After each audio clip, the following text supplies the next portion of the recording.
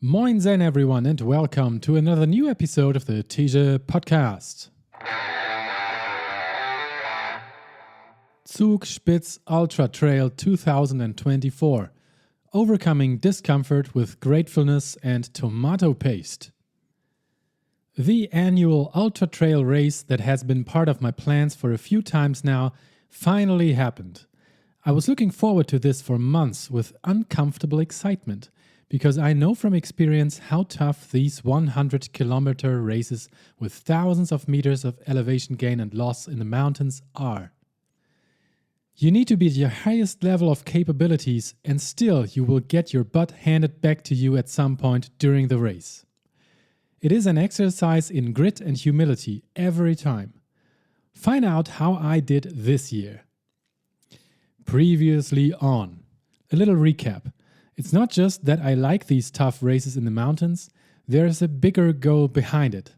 I'd like to qualify for and someday run the legendary Western States 100 Endurance Run, the first and most well-known 100-mile race in the world, taking place in California. Tens of thousands of other runners from all over the world would also like to do that, but because there are only about 300 slots each year, a complex lottery system gatekeeps us all. You can enter the weighted lottery drawing once per year only if you've successfully completed a difficult race from the officially published list in that year. Each year you finish such a race and enter the drawing, your chances of getting pulled increase. I love this system. It provides structure to my annual race planning. I enjoy going through the yearly updated list and learn about all the races to see if they could fit my abilities and schedule. It's very much a case of the journey being the destination. Since starting this huge task, I've done the following. Mozart 100 in 2021, 108 kilometers, 4,800 meters of climb, a finish time of 17 hours and 30 minutes with a qualifying time of 22 hours. Festival des Templiers in 2022, 104 kilometers, 4,500 meters of climb, but I DNF'd. I did not finish it after 40 kilometers. The qualifying time was 19 hours. And Lavaredo Ultra Trail 120 in 2023. 120 kilometers, 5,800 meters of climb, a finishing time of 25 hours and 27 minutes with a qualifying time of 26 hours. That amounted to 2 successful entries into the Western States Lottery, and both times I didn't get drawn. In 2024 I was planning on adding a third one to it. If you've read the report about my DNF at Templiers in 2022, you know that I attribute the failure to a few different things, but the main one being the wrong choice of shoes for me and for the race. I corrected that mistake in 2023 at Lavaredo, but didn't feel like I did the best possible job. After all, the shoes are the most important piece of equipment for such a long and grueling activity, so the better they work for you, the easier it will be. Which is why, leading up to Zugspitz, I took my time and put some effort into selecting the best possible ones. Finding the perfect shoes. I'm writing this down in the hopes of people searching for it will get some helpful information out of it, because I felt somewhat lost with the problem and want to share my experiences. Mozart 100 went really well on my Ultra Lone Peaks, which are minimalist shoes with a wide and comfortable toe box. They don't have much cushioning, which can be a problem at the later stages of a race which has tough downhills. So I changed to the classic Hoka Speed Goats for Templiers for their maximum cushioning.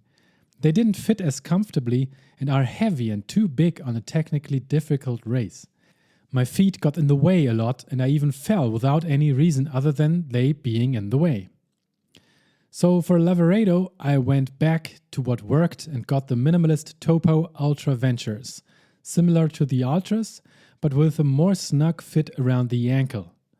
They performed well, but led to back pain at a later time of the race, due to too little cushioning, I now know. I spent months strengthening my back and core muscles and used the shoes on other ultra runs, but the back pain returned, only in these shoes. Topo shoes with a bit more cushioning, like the MTN Racer model, would have been the perfect solution for me, and while they exist, they are very difficult to get in Europe. I ordered some directly from the US, but they were actually lost in the mail. Another individual problem is my huge shoe size of US 14, which is a EU 49. So here are the candidates I checked out. Salomon Genesis. A recommendation from my friend Henning, who works at Runner's World and typically knows a lot about current shoes. I ordered them and loved them immediately, but their biggest available size, which is EU 49, was too small for me to run an ultra in. Sad. Adidas Trail Rider. These are just bad shoes all around. They feel cheap and stiff, like you could get them at a discounter. Not much R&D could have gone into them. The new flagship from Adidas, their Agravic Speed Ultra, were probably quite a lot better, but far out of my budget and quite possibly overpowered for my skill level. Asics Gel Trabuco. They feel okay, slightly stiff and maybe causing blisters, but on the other hand, the feet are securely in them and the cushioning made a good impression on me. They would be an option. Not a perfect one, but I could imagine running the Zugspitz in them. Merrell Agility Peak. Very comfortable padding, large enough, good fit around the toes without being too narrow, some arch support and a great outer sole made by Vibram. Cushioning seems very good too. Only the heel fit wasn't good enough, too roomy. My heel can't have wiggle room or on the steep uphills I will blister for sure. Too bad. La Sportiva Prodigio. Immediately when I put them on, I knew they were the winners. The heel fits tightly, the minimal padding seems good enough, the toe box is a tad wider than in most other shoes, which is great. The downsides are the reluctantly designed outer sole. Vibram would have been a lot better. And the fact that they are apparently tempo trail shoes. Not a downside in itself, but for me it slightly is. The cushioning is optimized for fast rebound instead of taking off the impact edge. The only color available in my size reminds me of Fisher-Price toys, but I like colorful gear. How did they hold up? These are very solid shoes and they did a good job. Reasonably priced too. A weak point really was the sole. The grip could have been much better, especially on the muddy and snowy trails of this race. The materials used seemed to be of high quality and there was not one bit showing signs of wear and tear in the harsh conditions I put them through. I can recommend them and would use them again, but only if I can't get my hands on new topos with more cushioning. Training for a 100k mountain race in flat northern Germany. My plan for the first half of this year culminated in this race. But the longest bit of it was devoted to increasing my city marathon speed since I set the goal to break 3 hours in the marathon. Can't have too much trail running intervene with that, or it could be too difficult to pull off. Fortunately, my 3-hour marathon plan worked out even better than I could have hoped for. I broke the barrier not once, but actually twice. Adding in a great 1 hour and 22-minute result at a half marathon, I can definitely state my VO2 max engine was on point going into the trail running training, and that's a great basis to build on for sure. For the 7 weeks between my final 3-hour marathon race and this Zugspitz race, I planned to first focus on 2 key sessions every week. One to stabilize my cardio status by doing 3-minute intervals above threshold, and one really long and easy run on the weekends. All remaining days had easy runs according to what I felt like doing that day. Never underestimate the power of optimizing for enjoyment. I threw in a few virtual bike sessions on Zwift where I focused on my leg strength improvement by cycling uphill for 2 hours. As the weeks progressed, I moved over to replace the VO2 max intervals with long hill repeats on the 75-meter tall Vaseberg hill we've got here in the area of Western Hamburg. I did either 6 or 12 repeats of the full climb and descent, which would add up to 500 meters or 1000 meters of gain plus loss, respectively. Over a full distance of either 21 or 27 kilometers, these sessions took some time, but prepared me quite well, I think. Two specials were the Dreiländerlauf flat marathon race in the Swiss city of Basel. I did 3 weeks before this race and finished 10th place after 3 hours and 13 minutes. And the fourth Munich Breweries Ultra a week later I put together with a few friends. An 80-kilometer guided run through Munich while visiting the breweries and drinking their beer. That one took 12 hours and was great preparation for spending so much time on the feet at varying degrees of intensity. Why Zugspitz? That's a question I asked myself a few times too. Of the Western States qualifier races, this is the only one in Germany. It's the biggest trail running event too. And the course leads around Germany's highest mountain, the Zugspitze, at 2,962 meters, which is 9,700 feet. That alone made it attractive to me. In ultra running circles here, it seems like it's a must-do race, and that's also because the company behind it does everything in a loving way without selling out to the giants in the industry or trying to greedily increase the profits by milking the participants. The funny thing is, I ended my conclusion of last year's ultra trail, the Lavaredo 120K, by confidently stating I'll try to avoid another difficult alpine race as a qualifier anytime soon in favor of seemingly easier races. And specifically, I'm not going to do the Zugspitz Ultra Trail. What happened between that day and me signing up for it after all? At first, I had found a seemingly easy qualifier race in the UK and secured a spot for it.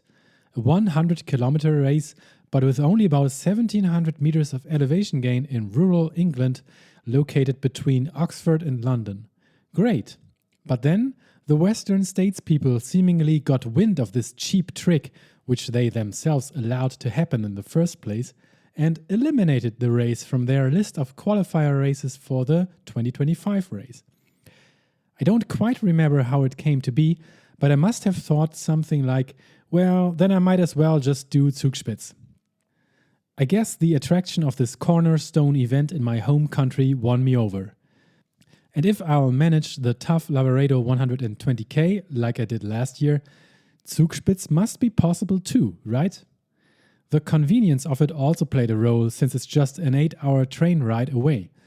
Unfortunately though, the train ride cost twice as much as the 1-hour flight to Munich, so I somewhat reluctantly switched modes of transportation to my guilty pleasure, flying.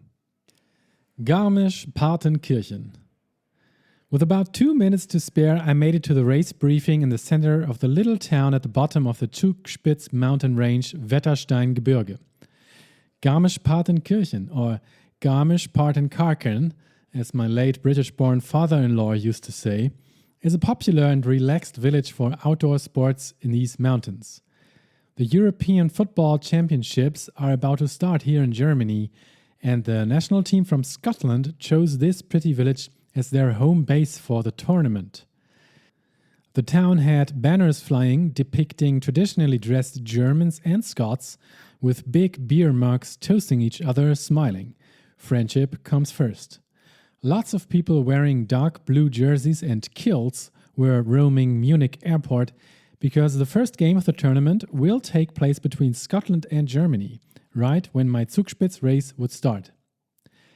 Little side note, an Englishman named Russ Cook, who recently ran the whole length of Africa from the southernmost to the northernmost point, has just started with a little new running project, running from his home near London to every England game in Germany.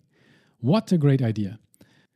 Fingers crossed for England making it far in the games, so he will get to run a lot more.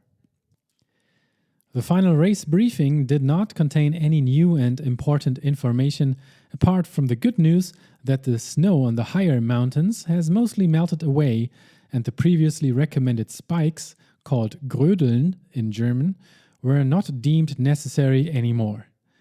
A week ago, in an email, the race officials stated it might be a good idea to bring them, so I got a pair from a friend, but I was really happy I would not have to carry them all the way through the race, as it was looking right now. The long race day before the start. Zugspitz Ultra Trail will go off in the evening at 10:15 p.m. of June 14th. After Lavaredo, this will be only my second time to run throughout the night and into the day. It's not easy to pass these hours until the race starts, because the nervousness steadily increases and decisions about food have to be made quite carefully. I do a short and easy streak run and watch the other race, the Garmisch-Partenkirchen Trail, a 29-kilometer race including 1,400 meters of gain. The winner does it in just over 2 hours. Incredible.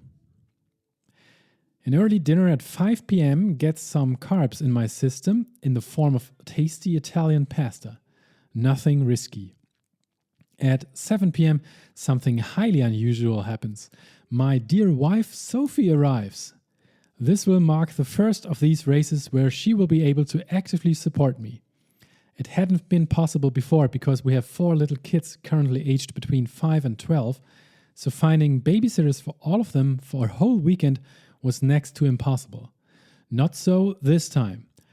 My 81-year-old father, who just came back from a week of rowing with his equally old friends on some lakes in eastern Germany, decided to move into our house with his partner for the weekend, and they both took care of the 4 grandchildren. I am incredibly thankful for them to have risen to the task. And here's the spoiler, it worked out perfectly. Everyone was happy in the end. So not being alone during a race like this is new to me, and it's a fun change from my usual routines. The alone time from before has been a plus for me as well, because I can focus on just my own thoughts and take my time with everything in a way I prefer. Sophie understands this, though, and is very supportive of it. At 8:30 p.m. we leave for the race center, fully prepared. At the check-in before entering the participants' area, everyone's gear is checked individually. The volunteers make you open your backpack and show you a few of the items on the list. They ask a few specific questions to find out if you're well prepared. Safety first. The Germany versus Scotland game was in full swing, with Germany playing really well and already leading 2-0. The staff here have wisely put the live score on the LED screen of the starting gates. For some musical entertainment, the German Army marching band played a bunch of old classics of high quality, but these always tend to carry a bit of an uncomfortable Nazi vibe for me. When they switched to more modern, fun songs and then to AC/DC's Highway to Hell to celebrate the start, I felt relieved and ready to go. Compared to Ennio Morricone's Ecstasy of Gold at Lavaredo, Highway to Hell made it a bit less dramatic and gave the daunting race a more fun and self-deprecating twist. Start of the race. The long wait is over. Let's do this. Building up the anticipation over the course of the whole long day makes this immediate release of emotion at the starting line even more impressive. And the people of GAPA, you guessed it, short for Garmisch-Partenkirchen, did their part. The crowds here at the start really went wild. The noise, the positivity, the transfer of energy, the smiles, the looks of awe on their faces, all was amazing to see from the perspective of being a runner. People with megaphones, holding up signs, clapping and screaming like crazy. Reviewing my goals for today. In order of importance, sorted from most important to least important, these are: number 1, don't die, don't get injured. Number 2, make it to the finish line. Number 3, finish in less than 25 hours, the Western States qualifying standard. Number 4, get a good result I'm proud of. And number 5, dream finishing time under 18 hours. Note that I'm not including anything pain-related. That's because, as far as I'm aware, there's no such thing as a pain-free ultra trail race, even for the professionals. It's always part of the equation, and everyone will spend a certain amount of the race battling it. During the previous 2 ultras I finished, I carried ibuprofen painkillers both times as a last resort.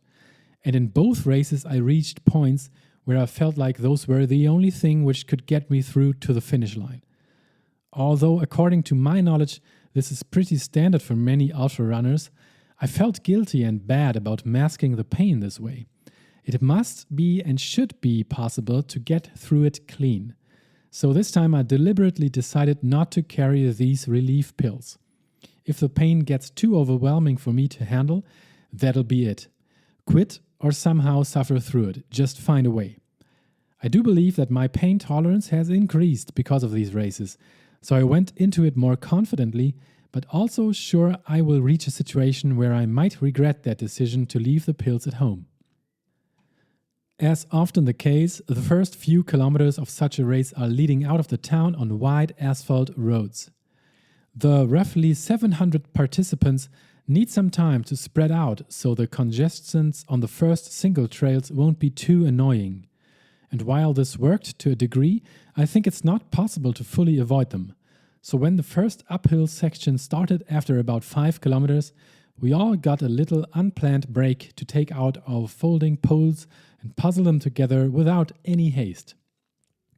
That took about 3 minutes, but people were anxious to get ahead and went for a shortcut here and there. I was especially happy about my trail running poles.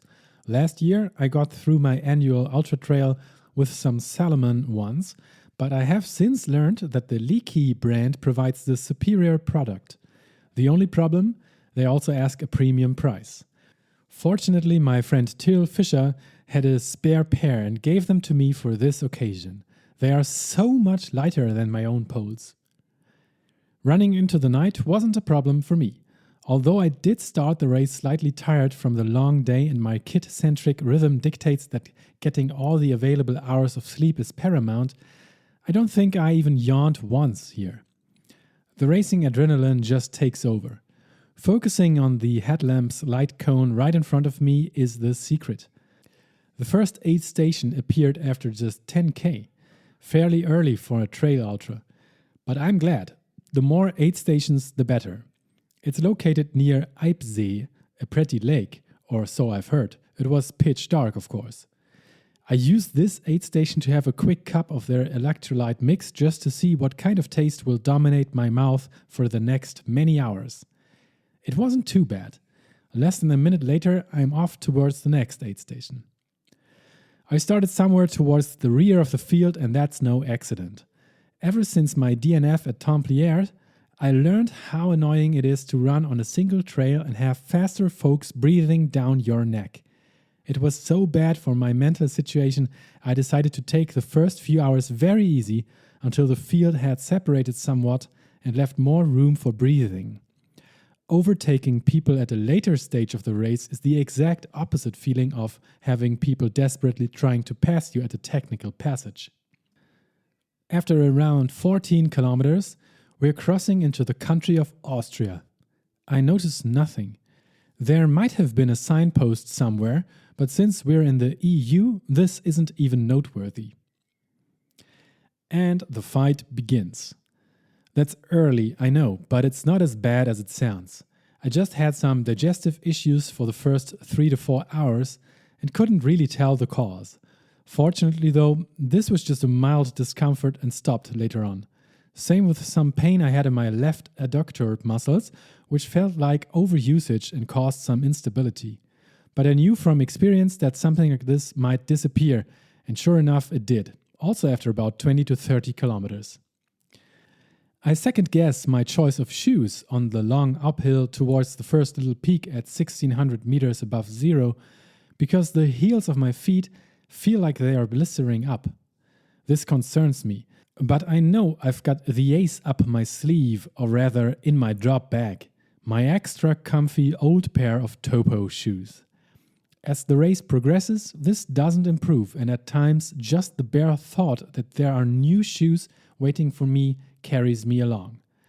What helps relieve the pain a little is a change of technique and also every downhill part. The pain cave, the good pain, the discomfort, the appreciation. Somewhere around here, I reach the threshold where this is no longer a run I can easily digest and go for another one like that tomorrow, but a run which will require serious recovery. Some people think it's the goal of training to prolong the time until this moment happens, but I've recently heard ultra-running legend Courtney Dauwalter say something smart about this phenomenon. It's better to try to get comfortable with being in this pain cave instead, as she calls it, because it can't be avoided. I am a bit surprised it happens this early, though. My training has been great and my fitness level is so high up there, I thought I might make it through the night without that moment. That's a downer for me, a mental dip. Starting now, it's not the physical fitness that carries me through it alone, it's mostly the mental fitness, helped by a bit of physical fitness. What Courtney Dauwalter and several other endurance athletes call the pain cave sounds quite dramatic. It's not pain in the sense of pain an injury or serious illness causes. It's more like a strong discomfort. I prefer that term because there's the association of the comfort zone we need to leave in order to grow. When leaving the comfort zone, what area will we enter? The discomfort zone. That's where I'm in, right in the middle of it. But it doesn't matter, it's not a reason to worry, it just means it requires more willpower to continue on. And every minute spent here will make me stronger in the long run, no pun intended. I'm currently reading the autobiography of Olympic track runner Alexei Pappas, and she divides pain into two categories, the good kind of pain and the bad kind of pain. Her way of discerning the two? The good kind of pain happens when you're wearing running shoes. Yes, beautiful. We should be thankful. Often when I find myself in these situations, I think of my late father-in-law, Peter, who had to battle the disease of ALS for the last 2 years of his life, watching his formerly fit and healthy body deteriorate and lose its muscles slowly until he was too weak to eat and breathe. He knew it would get worse and worse and that there's no cure. At one point before a meal, he stated he needed a minute to summon up the courage to start eating, because doing so would severely challenge his ability to breathe, giving him the sensation of suffocation. That's pain. He was incredibly brave, and that's not the only regard in which he was a role model. It's a reality check. We're just voluntarily running on legs which feel like mushroom soup for a day here. There's nothing to complain about. I often draw my strength in these moments from thinking about Peter. While some people have mantras like "shut up legs," often seen written on the roads of bicycle races and meant in an encouraging way, I tend to go about it the other way, with utmost appreciation for my legs and the whole body on top of it. How lucky am I that I get to do this, that my awesome legs are taking me through these extremely difficult races. I've got nothing but gratitude for that, and whenever it gets tough, I remind myself that the one step I was just able to take was a gift. I love you, legs. Leaving the third aid station 4 hours and 20 minutes into the race is rather fast as far as I'm concerned. The body is holding up. We need to move up to about 2,100 meters in one go. There are always bits where the grounds change or the incline suddenly becomes a slight decline, so the muscle groups get some rest and others need to get active for a while. That's how it's possible to continue. As with my previous races, I seem to be doing better than most people on the uphills and worse on the downhills. Nothing has changed in that regard. While the uphills require simple concentric quadriceps power, easily earned from fast running, doing squats or climbing stairs, the downhills require eccentric contractions where the quads are lengthening under resistance, which is harder to train for. But what's more challenging in my individual situation is secure footing and trust in my own technique on the downhills.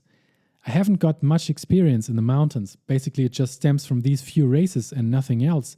So I am often overly careful not to fall, slip, or get injured. That translates to comparably slow speeds and leads many others who aren't as fit as I am to overtake. It requires me to stay calm despite this and not get carried away and follow the faster, more experienced people on the downhills. That's because of goal number 1. Don't die, don't get injured. One wrong step, and not only are you potentially landing on your butt, you might also involuntarily slide down the side of the mountain into oblivion. The highest point of the whole course is reached after 31 kilometers, and it's at 2,200 meters. Still, it's completely dark when I pass through. Quite windy and cold, too. There's a little tent with a couple of Bergwacht people inside, positioned here to take care of any runners who ran into serious problems. They have these experienced mountaineering doctors positioned near all the dangerous passages. I hope they didn't have to get out of their tents often. Sometimes you see them snoozing, sometimes they have sat down in front of their tents, wearing thick clothing, sometimes sleeping bags, greeting everyone coming through, for hours on end. Servus! During the bit up here in the high mountains, I noticed the first gleam of sunlight. At about 4:30 a.m., a bit over 6 hours into the race, that's a very welcome sight, and my mood improves rapidly. It's not that I was in a bad mood, I really enjoyed this part of the race. The end of the night is just something I'm looking forward to, so I can finally really see and take in this incredible nature I came here for. But first, the dark, snowy downhill. That's the part which the race officials meant when they told us to bring spikes, just in case, but later revised that for a lukewarm recommendation that most did not follow, me included. A rush of apprehension overcomes me. I stop and take a good long look at this mess ahead. It's a steep downhill covered in mushy and heavy thawing snow. Must be around a few hundred meters long. The people in front of me are all struggling. Many are falling down. Some painful short screams are heard.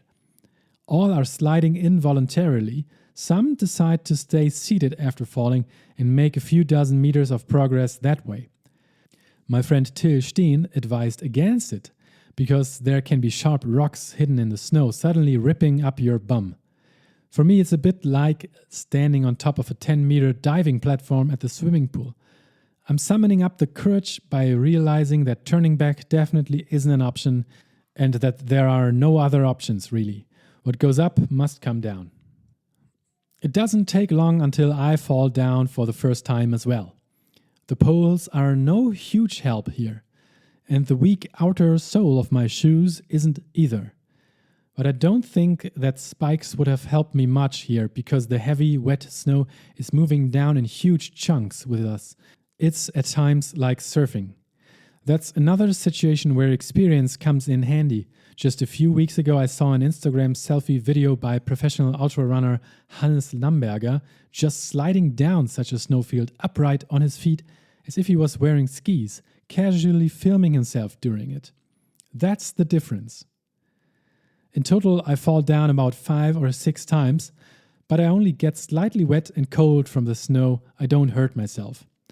Some guys fall down a lot more spectacularly right next to me, and the otherwise quiet night is interrupted by lots of, "Are you okay? Do you need any help?" Trail runners take care of each other. As well as my undivided attention, wide open eyes, and perfect headlamp light cone placement, this downhill requires the leg muscle coordination to be on top of the game. Not too easy doing that after 7 hours of running 35 kilometers up and down through the mountains at night. You can probably guess my relief when the snowfield is over. At first, it morphs into a muddy, wet patch from the melted snow at a bit less altitude, also tricky to run on. I can't decide if using the poles makes it easier or more difficult, but when the number of times increases where I almost lose my balance on the poles, I decide not to rely on them on these downhills and flat, muddy bits. The little dip in altitude is right away countered by another uphill to reach nearly the same height as before, with a little difference once I'm up there. The sun is nearly out. Daytime. The literal high is also a figurative one for me. Not only is the toughest bit of snow behind us and the first double peak fully climbed, it's now finally possible to enjoy the scenery. And what a scenery it is. You're listening to the podcast here, but the blog post has all the pretty pictures, and I really recommend you to take a look at them afterwards. The clouds have removed themselves from the equation, and we even get to enjoy blue skies. I couldn't imagine a much better start to the day. I don't remember much of that long downhill to an elevation level of around 1400 meters, but that's probably because of being distracted from the views.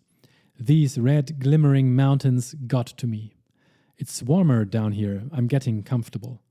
Good thinking I chose to wear my merino wool long sleeve. Not only has it provided me with warmth on the peaks, it somehow also manages to cool me down now that the day has started. The material is a miracle. At the fourth aid station, right in the valley between the first and second of these total 3 big peaks of the race course, I drink vast amounts of Coke to replenish my sugar and caffeine levels. Another Morton gel, which I carry myself, is on the menu for me as well. A bit of cake is looking good now too, a little salty pretzel maybe, and the bottles need refilling. I have 3 500ml flasks with me, 2 in front and 1 emergency flask stowed away at the bottom back of my backpack. I didn't need it at all.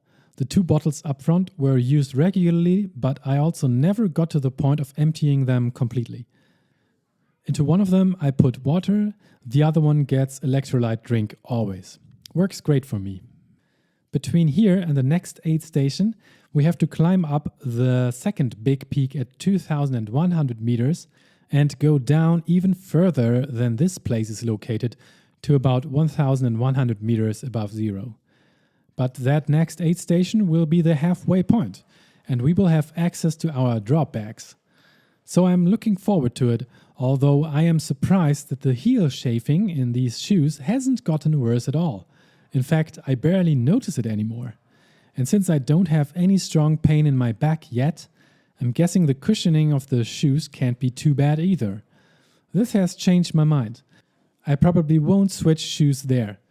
But maybe that next peak changes my opinion, I don't know yet. This is over faster than I thought. Difficult and still muddy at points, my shoes and socks are soaked anyways. A few short passages are highly dangerous, so I'm as careful as I can be. The second peak. Especially on the final stretch towards it, my heart rate is again through the roof. When I reach the top, this is yet another case of worth it. The people have made a mistake and put up a park bench at this spot. How can you not sit down right now? I search for excuses and come up with one, having another energy gel. That justifies a short break of about a minute on that bench. So beautiful. The next downhill is difficult, but not as difficult. There's some more snow and lots of mud, but daylight is doing much of the work for me now, and much more of my concentration can go towards proper footing as opposed to seeing, as weird as that sounds. I'm still happy with my careful downhill technique, although people keep overtaking me. And then something happens that makes me even more sure that my way is a good way. A guy overtakes me on a rocky downhill going really fast, and about 10 meters in front of me hits his foot on a big stone during a jump, flies up in the air facing forward and vertical like Superman, but landing on the side of his body, including his face, sliding over a few more sharp rocks and coming to a halt. That looked terrible. He immediately groans with pain, actual pain of injury, and covers his face with his hands. Another runner and I stop immediately to help him. There's lots of blood streaming down from his face from a deep cut right above his right eye. It doesn't look good. We get out his first aid kit, a mandatory piece of equipment, and quickly try to stop the bleeding while about 10 runners pass us asking if we need more help. Otherwise, he seems okay, no broken bones, able to walk. So we decide to continue on and notify the next Bergwacht guys of the accident. He will probably reach them fine walking, hopefully a bit more carefully. The next tent with voluntary helpers is just 5 minutes down the hill, fortunately, and having notified them, we feel like we've done what was necessary here. It's a little shock because these accidents can also happen to people going slower, like me. so I go on a bit more carefully than before even. It's great running when the downhill is done and the track isn't as tricky anymore. I still got energy left and I am happy to get some distance in after the slow descent. A few cows help keep the pace. The glass is half full with pizza. The 2 big peaks are over, the halfway point reached. Reasons to celebrate. And what best to celebrate with than freshly baked pizza? Aid Station 5's killer feature. A hot pizza is super satisfying right now. After all the sugary drinks and gels, something real to chew on, real food, is such a welcome change. For me, this halfway point is a symbolic one too. From now on, it's fewer kilometers to the finish line than I have already managed to run, and that's a huge mental boost. A majority of the elevation gain and loss is also over, and there's just one huge mountain towards the end to overcome. The next 25 to 30 kilometers are mostly flat compared to what we've done so far, and that's also great news for me. I'm looking forward to it. My racing strategy was influenced by what my friend Henning suggested. Keep your energy up for this particular flat stretch and aim to be able to run through the whole stretch. Because if you've destroyed your legs so hard you need to slow down or even walk during the flat bit, you'll lose too many hours. So that's what I keep in mind. For every uphill and downhill so far, I have thought about keeping it together and not overdoing it in favor of having the energy for this bit in the tank. A short check of my racing time until now reveals I have arrived here after about 10 hours. I had hoped I could have made it an hour quicker, but I have also noticed that my watch measured 300 meters more elevation gain than what I remembered should have been accomplished until this point. It could have been a measuring fail, but I learned afterwards that everyone had a lot more elevation on their watches than stated by the maps. This takes more time to run, obviously. It doesn't matter to me though. I'm not disappointed at all to have missed my dreamt up split time here. In addition to the delicious pizza, finding my drop bag is a welcome sight too. I've put so much stuff into it, just in case, so I now choose freely what to replace.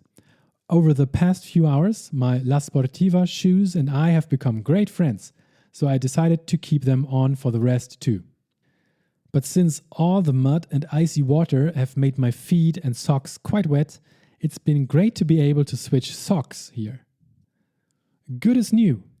For the remainder, I put on 2 pairs of socks, a thin Injinji crew sock and a long Injinji on top of it, to have more comfort for the toes and more cushioning for the potentially more damaging later kilometers.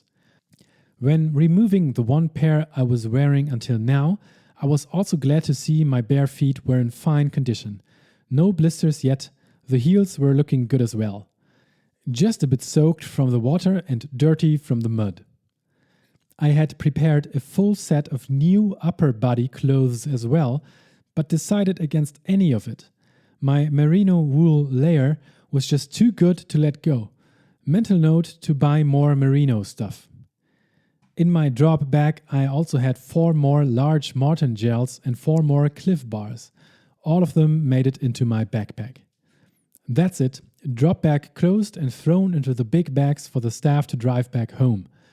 A second piece of pizza on my palm for the road. And with a good 10-minute break here, I am super happy and comfortable to leave the aid station for some flat running in dry socks. My plan actually works. I managed to do some real running. An energy-conserving 6-minute per kilometer pace is what I'm feeling most comfortable with for the next hours. By the way, the roads are marked with orange dots. That's one of the ways the officials marked the course. Although it was mandatory to carry routing information either on your watch, your phone, or in the form of physical maps, there was no need for it today. Marking was done perfectly. It's great to finally feel like the kilometers are passing by. While in the mountains, a single hard uphill kilometer can easily take up 15 to 20 minutes alone, doing 3 times the distance in the same time span feels like flying. During a bit through some woods, there's a little sign saying we're now leaving Austria and entering Germany. No big fuss about it, as always. It's a good marker of progress, though. The time in Austria is done, the finish line getting closer. In what feels like no time at all, the next aid station, V6 Mittenwald, is reached. And Sophie is here. It's so cool to have her here with me for the first time ever during an ultra trail. She says I've got salty stalactites on my nose. Finally someone to tell me about it.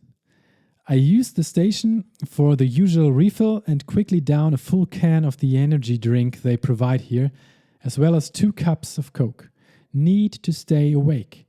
And then, thanks to Sophie, I can pull another ace from my sleeve.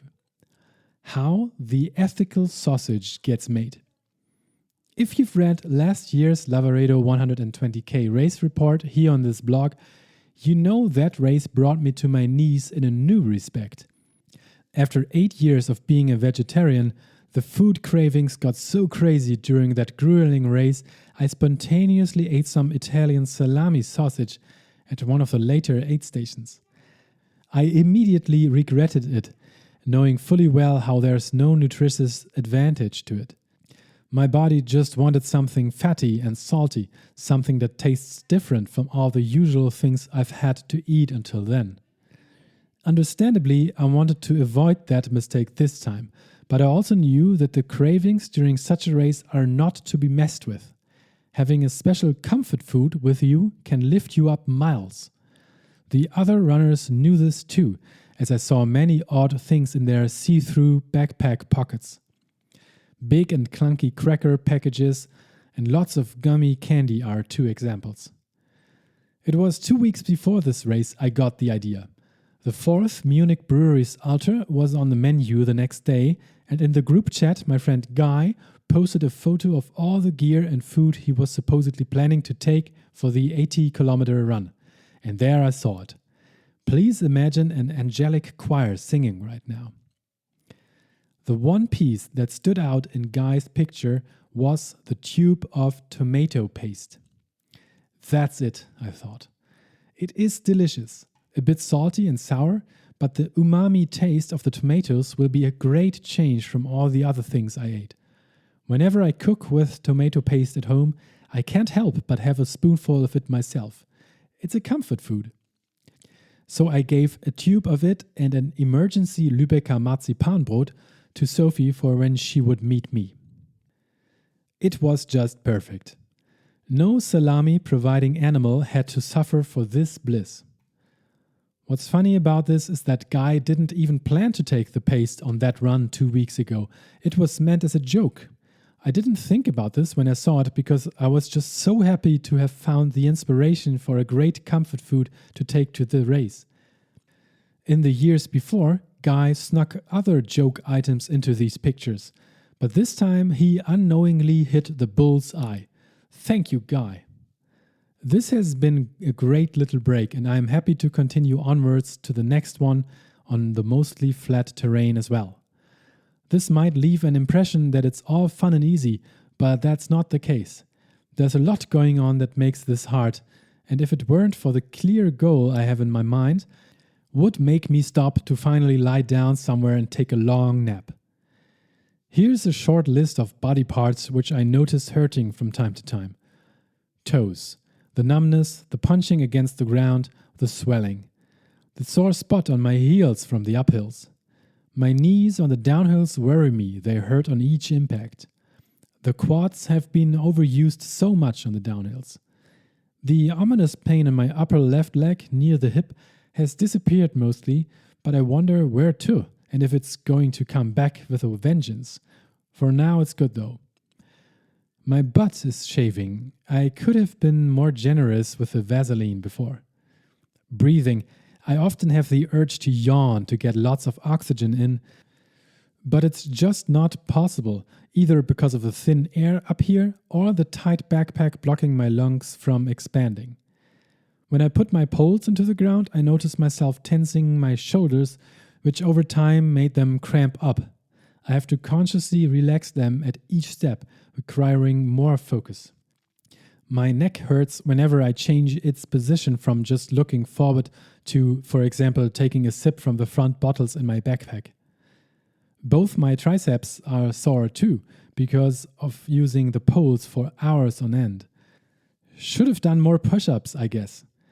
And finally, even though the leaky poles are so much better than my previous Salomon ones, partly because of the glove-like pieces which click into the handles to more evenly divide the pressure across the hands, this squeezes my hands until they hurt and start bleeding.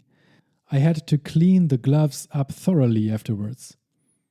Other than that, I'm feeling great. By this point, I wouldn't be surprised if you were wondering why anyone would ever do this. It's a fair question, as ultra runners often face, and answers differ individually, of course. What unites most of us, though, is that it's quite difficult to put into words. You can't really explain the positive emotions you get. Emotions in general are hard to describe, aren't they? I tried on previous blog posts, and I have refined my reasoning, but still it doesn't really fit 100%. I think for me, it's mainly the combination of these two things. First, I love the prolonged single-focused task. It's the only way I'm aware of for me to experience this undistracted meditative state. I have spent the previous 12 years running several companies and caring for employees, which has been a job filled with constant necessary task switching and distractions and lacking a break. From waking up to falling asleep, my thoughts circled around the challenges of the daily tasks and around implementing future plans. And having 4 little kids isn't much different from that, especially now that I have sold all the companies and switched to becoming the primary caregiver of the bunch. Challenges never stop, and it feels like it's even more important I do a good job there. There are very few activities that can successfully take your mind off of the responsibilities and self-created pressures to give you the break you sometimes need. Ultra running is one of them. Second, it's the simple sense of accomplishment I feel when I overcome something difficult. I've learned that this increases my ability to withstand pressure in the future and helps me stay calm in tough situations. My patience got better, and it increases my willpower. That's the interesting bit, I think. It requires so much willpower to go through with a hard race, but it also increases willpower completing it. And willpower seems to be one of the key aspects to improving your own life and also, by extension, society at large. Without willpower, nothing would ever happen. When there's a will, there's a way. How to increase your willpower. I believe everyone has a finite amount of willpower which can be used over the course of a day. It can be depleted, but the maximum amount can grow. Here are a few things which have helped me grow it. 1. Habit. If you do a thing regularly and it has become a habit, it doesn't require any willpower anymore. It just becomes normal. This frees up your willpower to do new other things or deepen the habit in some way. Over time, your natural resistance towards doing the hard thing wanes. These long ultra races, for example, are only sounding realistic to me because I have started with lesser races, like a city marathon, and worked myself slowly up via hilly marathons, a mountain marathon, a trail 50k, a hilly 75k, and a flat 100k. Second, identity. It can be tricky, but using identity to your own advantage can hold a lot of power. If ultra running is what you do, and you therefore think of yourself as being an ultra runner, you will surely go through with the tough bits any particular ultra race throws at you, because that's just who you are. I say it's tricky because the doubts are often a companion, but I think that can also be healthy. Identities don't have to be set in stone, they can change over time. You can choose to change them. 3. Gratefulness. One particularly powerful tool is gratefulness. In my experience, it grows as the years pass by because we are exposed to more tragic situations. The more people in your circle you witness getting cancer and suffering hard from it, the more grateful you become that you haven't got cancer. This increased gratefulness makes me want to make the most of everything I am able to do while I still can. Because a lot that can happen and will happen in each of our lives is just beyond our control.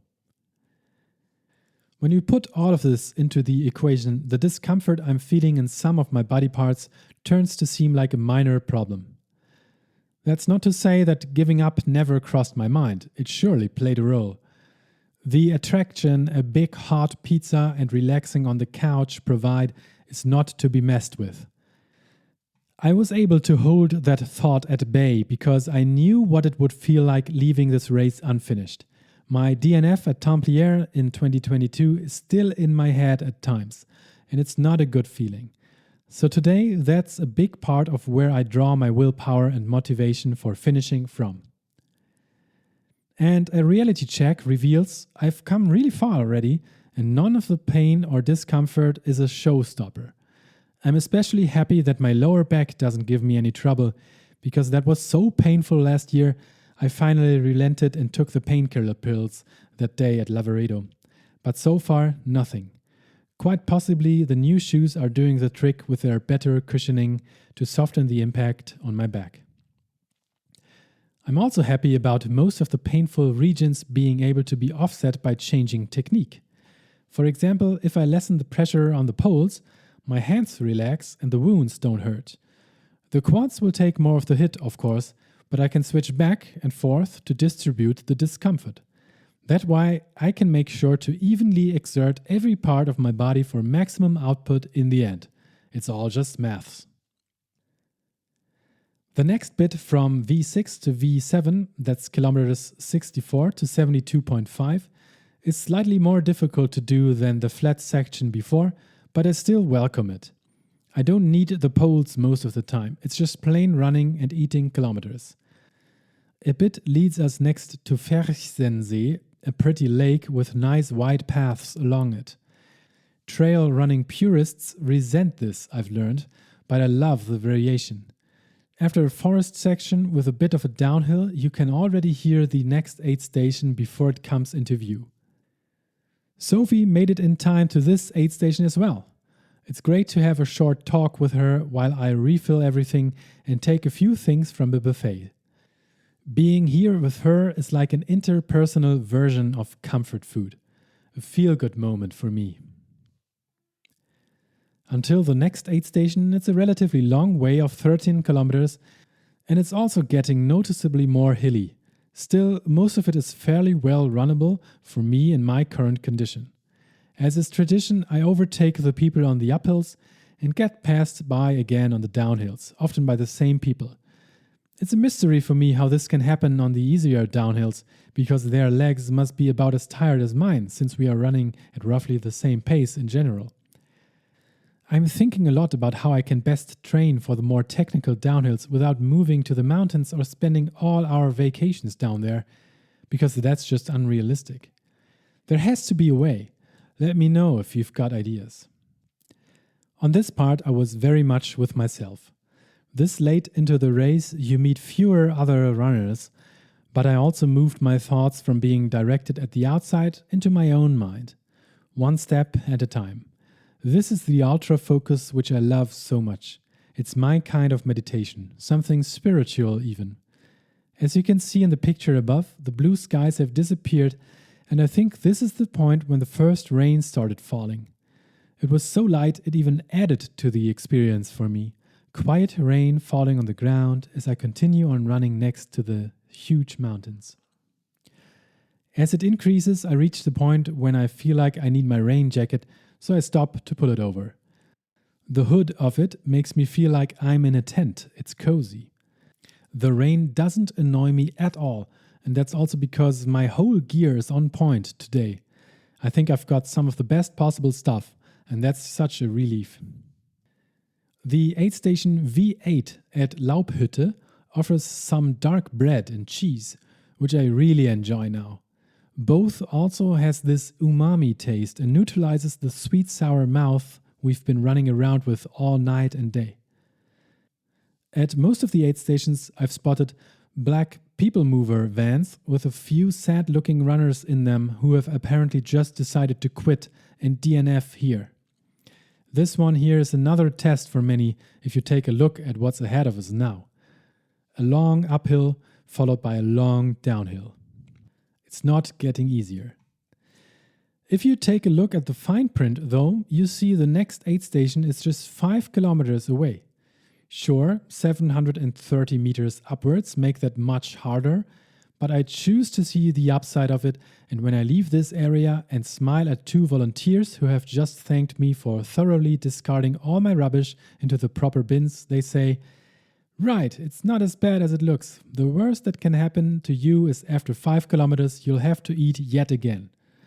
Making us all laugh, of course. Just continue, one step at a time. Rain hood on and let's go. The final battle. Hochalm, Alpspitz Peak. These upcoming final 26 kilometers have about 1,000 meters of gain and 1,200 meters of loss in them until the finish line.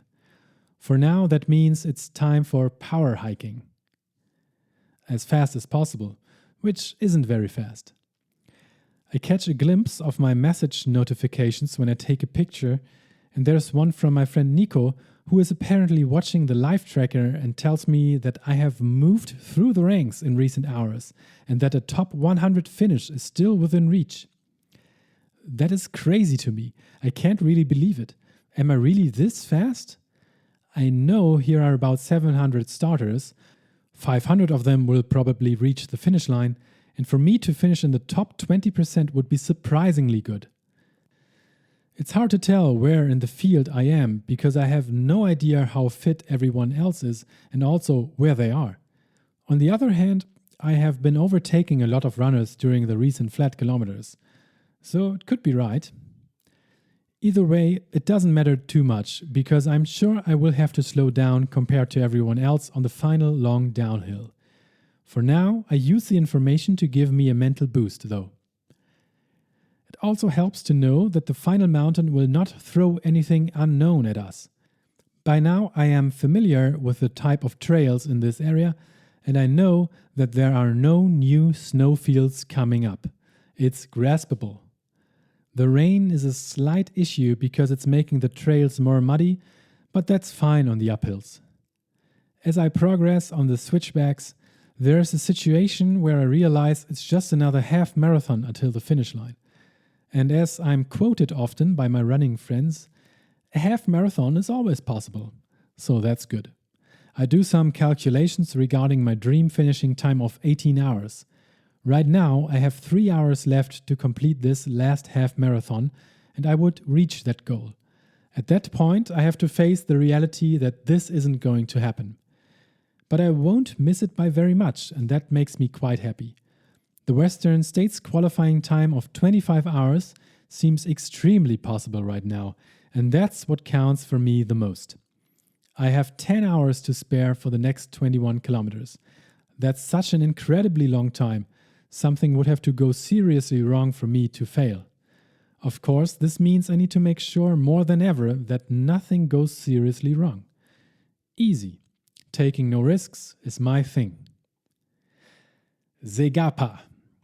At one point in the rainy, lonely woods, there's a sign nailed to the tree saying, "Cheering Station, 2.5 kilometers, 700 meters up."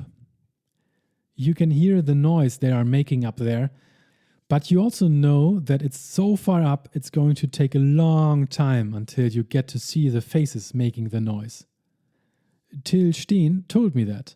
Don't get impatient when you hear the noise. It's really steep at points and my hands are needed on the ground for real climbing, so I question the poles in my hands. The heart rate is up again, sweat is dripping from my nose, mixed with the rain, and I enjoy it. Nobody is here. No one is faster than me, but I'm also not overtaking many others. And then there's Zegapa. I learned about this last minute.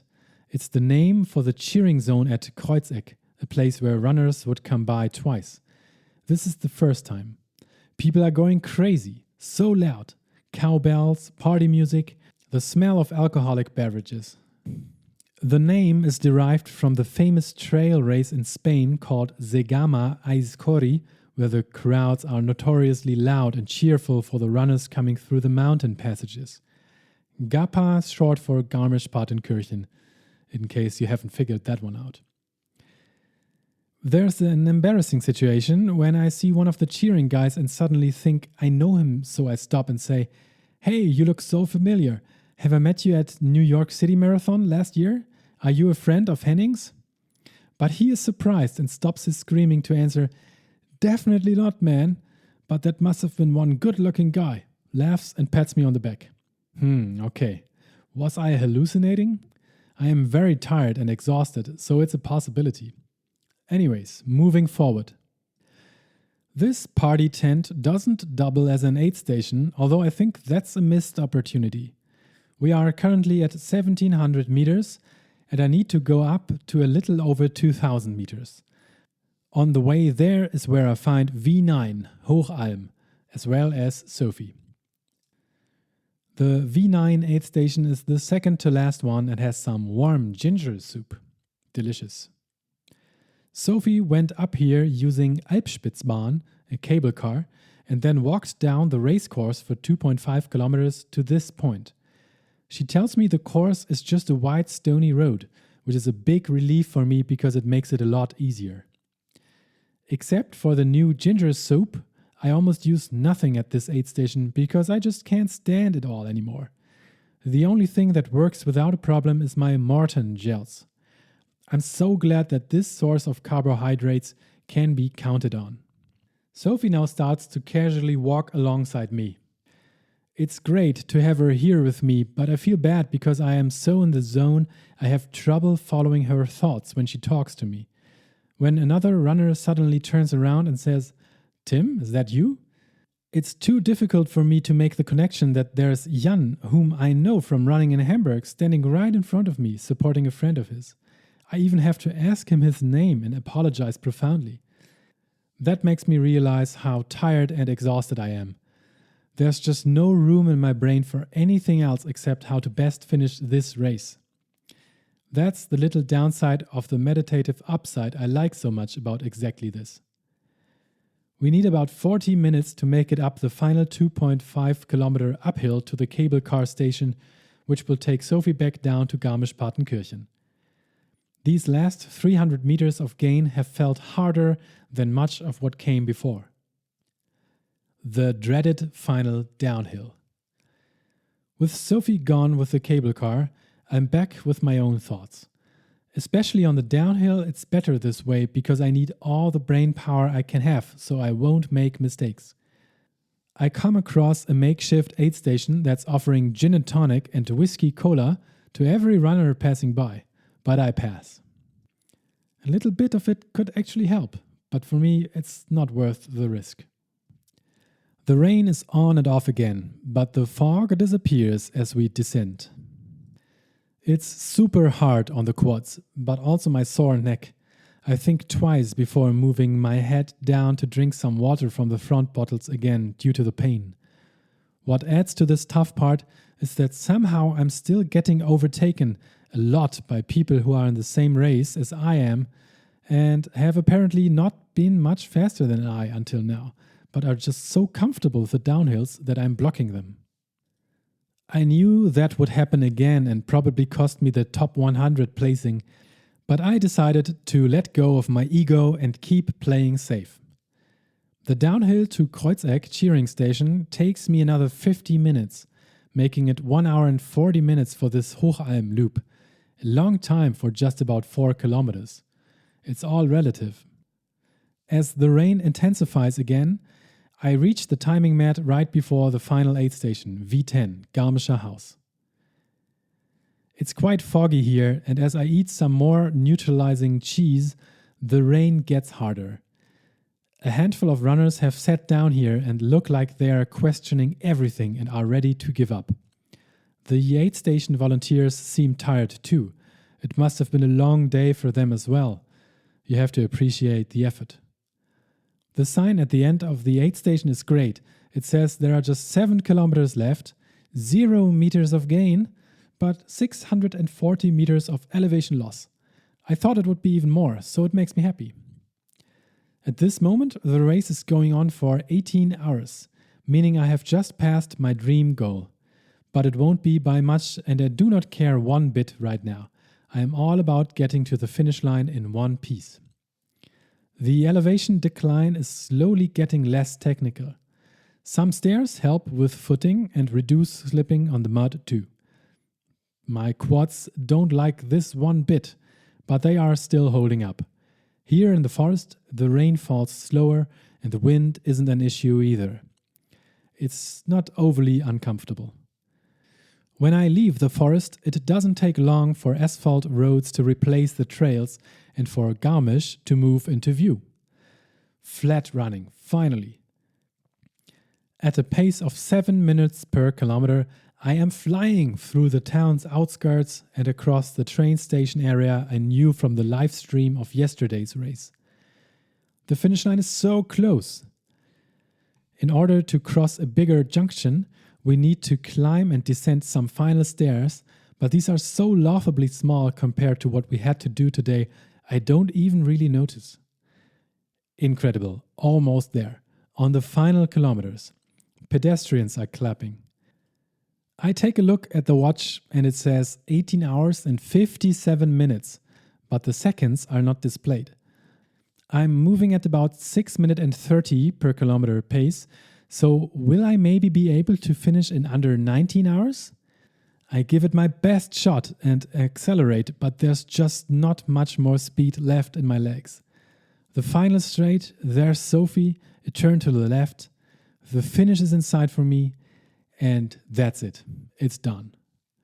What a feeling. It never gets old.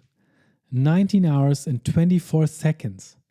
When I realize how close it got, I feel annoyed for a split second and reminded of my 3 hours and 40-second marathon 2 years ago. But right away I realize how stupid that is and laugh at myself. I am a Zugspitz Ultra Trail finisher. And I did it not only way within the Western States limit of 25 hours, but also 3 hours faster than I predicted after finishing Lavaredo last year. I have come such a long way. All the training has paid off. I am not injured, nothing went wrong, I'm here and everything is awesome. Sophie is there waiting for me and I fall into her arms, so she has trouble holding up my weight. One of the first things I say to her is, "Never again." It's so funny to me how often I have said this. Even funnier is that it's 100% true when I say it. It's actually what I'm feeling at that moment.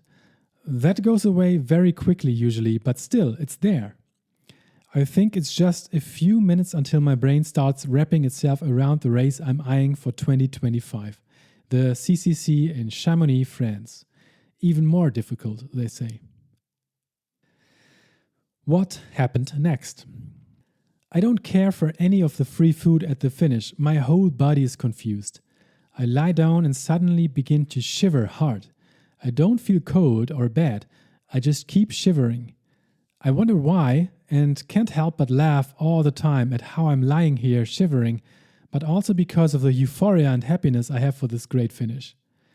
Sophie pulls up a list of causes for shivering uncontrollably from ChatGPT, and every single point she's reading aloud is describing what I've just done.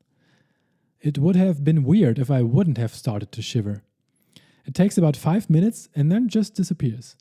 What's left is a giant cocktail of emotions I carry around. I think I must have been smiling all the time. It's so nice to have Sophie here with me to talk to, get her perspective on the race, tell her what I felt like during the past hours, just being able to share this extraordinary experience with her. Usually I walk to my hotel alone, but today I can do that together with Sophie. In the comfortable and dry shoes I had put into my drop bag. So much better. A hot shower, a 20-minute power nap, some beetroot, almonds and a protein shake. Fresh clothes, and I feel a lot better. Naturally, now it's time to go for a run. Wait, what? My streak running rules require that I go for a run on every single date. and although I have spent the majority of today running, the run started yesterday at 10:15 p.m. So in order to continue my hobby, I want to go for a minimum of a 1 mile run or at least 15 minutes. Today, those two minimums fit perfectly well together because my pace can't get faster than 10 minutes per kilometer. It requires tremendous amounts of willpower from me. I'm not going to lie. But by now, you know the ace is up my sleeve to make that happen, and just now, with finishing Zut, another willpower booster has joined the ranks in my brain. Not to mention, since Sophie accompanies me, it's a lot easier too. During the short run, we again went to the finish line where my friend Nina from Hamburg was just coming through the gates. I was super happy to see and being able to congratulate her.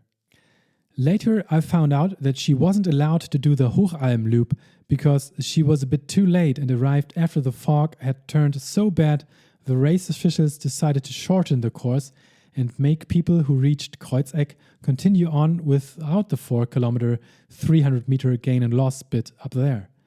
To make results more fair, these runners got 2 hours added to their finishing times. It's a pragmatic solution to having a safety issue appear, but it would have given the race an unfinished business feel if that would have happened to me. For Nina, this came to a finishing time of about 24 hours, including the added 2, so she was also safe for a Western States lottery entry, if that's what she's going for. I don't know that. As the sun went down, I was glad to be able to continue straight with my usual rhythm, and we fell asleep at around 10 p.m. It was a lot better reaching the finish line at 5 p.m. instead of 1 a.m. after midnight, like at Lavaredo last year. This way, everything's almost fine again the next morning. Surely I felt the repercussions of a whole night without sleep for a few more days, but not that much. In general, my recovery from this race was super fast. While on the next day another minimum 1.6 kilometer run was enough for me, I was happy that my feet didn't rebel. After that, I increased the runs to my steady 8K recovery standard, just watching the pace and doing it as slowly as I felt I needed. A few days later, I was already back at my usual 5 minute and 15 second pace, and exactly 7 days later, I even managed a somewhat spontaneous full marathon run in just 3 hours and 26 minutes. The legs weren't fully fresh, of course, but just being able to run this fast for this long was a huge improvement for me. Also something to be surprised at, it just took a day until I was already comfortable to go downstairs. New personal best. I guess the recovery food I ate must have played an important role. Speaking of food, just for the sake of documentation and maybe helping a few people who came here thinking about doing such a race in the future as well, here's a list for you. All I ate during Zugspitz Ultra Trail. 7 of the new large 65-gram Morton gels, which contain 160 calories each. 5 big Cliff bars. My favorite variants are blueberry, peanut butter, and macadamia white chocolate. 3 salt stick pills. Because eating salt doesn't feel great after a while, and even though there wasn't much sun and heat, we lose salt. Water and electrolyte sports drinks. Hard to guess, but probably around 2 or 3 liters each. Lots of cups of Coke and 2 cans of energy drink. A cup of vegetable broth, a cup of ginger soup. A few little snacks such as a salty pretzel, a cube of cheese, a half slice of plain cake, a piece of cucumber dipped in salt, some dark bread. And not to forget, quite a bit of tomato paste. What was missing? What could have been improved?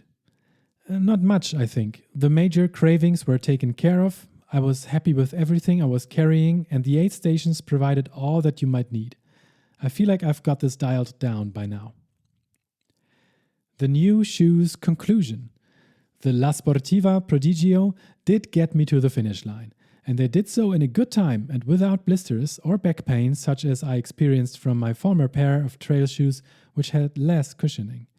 They are alright. I'm not completely over the moon though, because I feel like some more cushioning and better grip would have helped me even more. These are for faster and more experienced trail runners, I think. They also need a thorough cleaning now. My current plan is to keep on looking for topo athletic shoes in my size with more cushioning and keep my eyes open for other brands coming up with large new trail shoes as well. I might even give the new Hoka Speedgoat 6 a try. It looks like it's an improvement. What I've learned for the next few ultra trail races. I've thought about this for a while, but this time there were just small details. I seem to have these races down. I feel a lot more confident and don't make many big mistakes anymore. That being said, it's just my own perspective. If you've spotted a big mistake, please let me know. Especially if you think you know a way I can improve my downhill technique without having to move to the mountains or spend all my vacations there. The optimizable details include the aforementioned shoe situation and the importance of having great trail running poles. I was very thankful to Till for enabling me to take the superior and insanely light leaky poles on this race. Those are the Ultra Trail FX.1 Superlight version. Don't compromise here. I will buy my own leakies for the next Trail Ultra for sure and find a way to avoid the bloody hands from chafing on the special gloves. It's a valid concern to find the correct size poles for your body height, but as I realized when cleaning them before sending them back to Till, maybe it's not as important as we think. One of the poles was 5 centimeters longer than the other.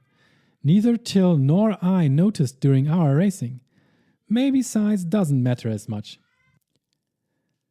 How does Zugspitz compare with Lavaredo and Mozart? When reading race reports about Zugspitz to get myself familiar with the race, I was hoping to find some comparison between it and the other ultra trail races I've done so far, just to get my bearings right. Will it be tougher or easier? In what way will it be different? What can I expect? I couldn't find what I was looking for, so in case you're currently in the same situation as I was at the time, I will try to help you out here. Mozart 100 versus Zugspitz Ultra Trail. Mozart was my first big ultra race and I'm glad I chose it because it turned out it is one of the easier ones in this category. It has to be stated that there's a difference between the route I ran in 2021 and the current one of 2024.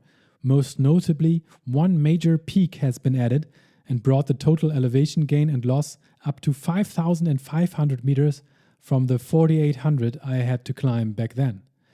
And while that is more than Zugspitz has, the regions differ quite a lot.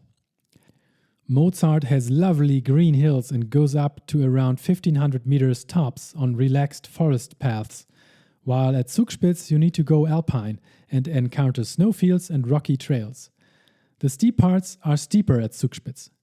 At Mozart, there's a lot of time spent on flat and wider roads or paths, which is giving you more of a break from the climbing.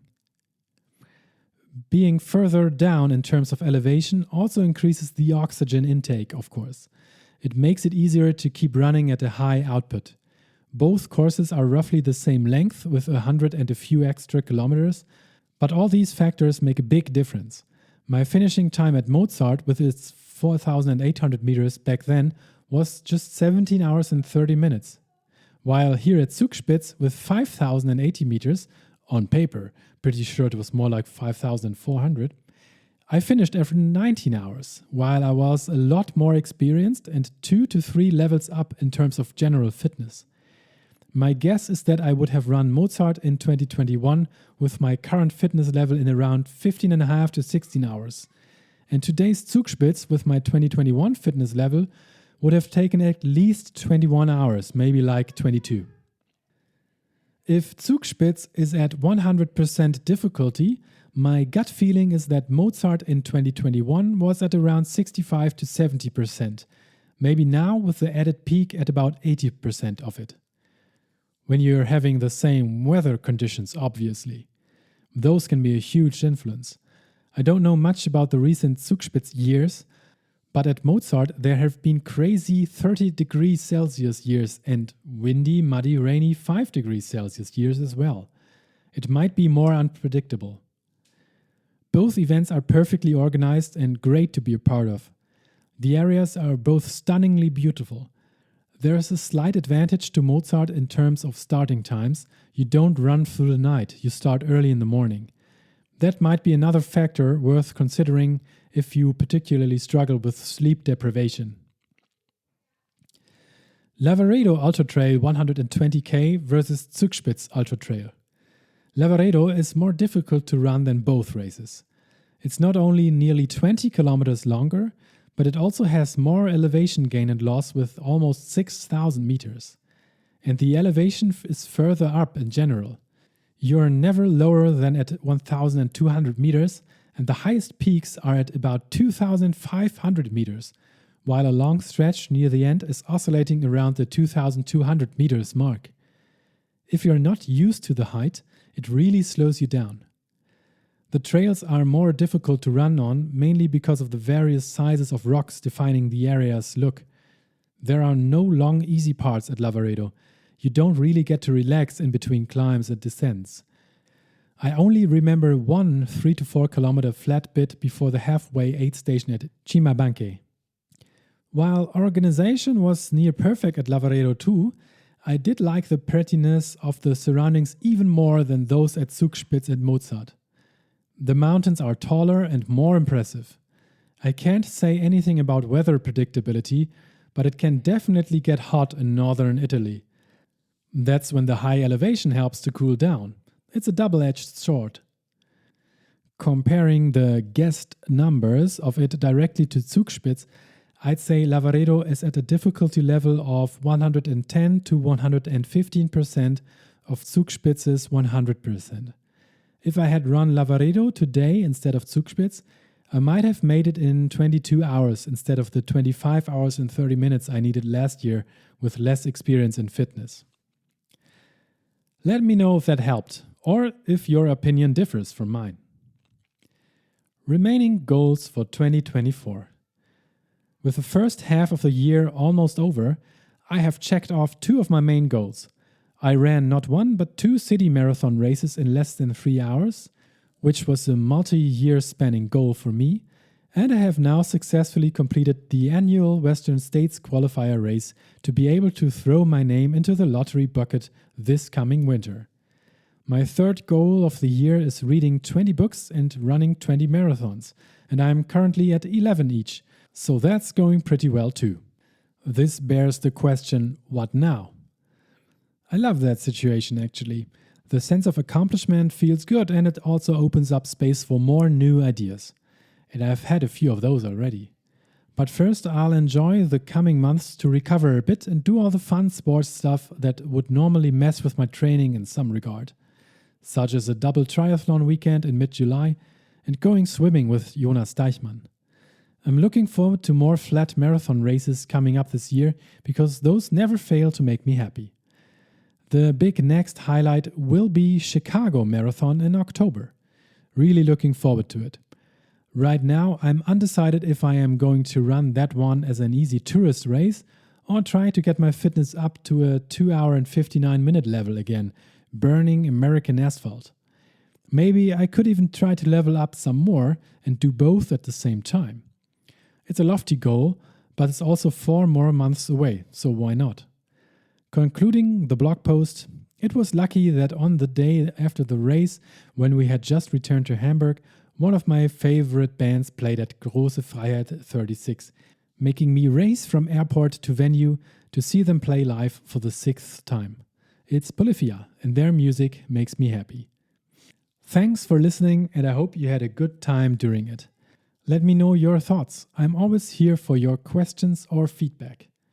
And take a look at the blog post for all the pictures to get a more rounded impression of the whole endeavor. It's all linked in the podcast's episode's description. Thanks again and all the best to you. Take care, have a great day, and bye-bye.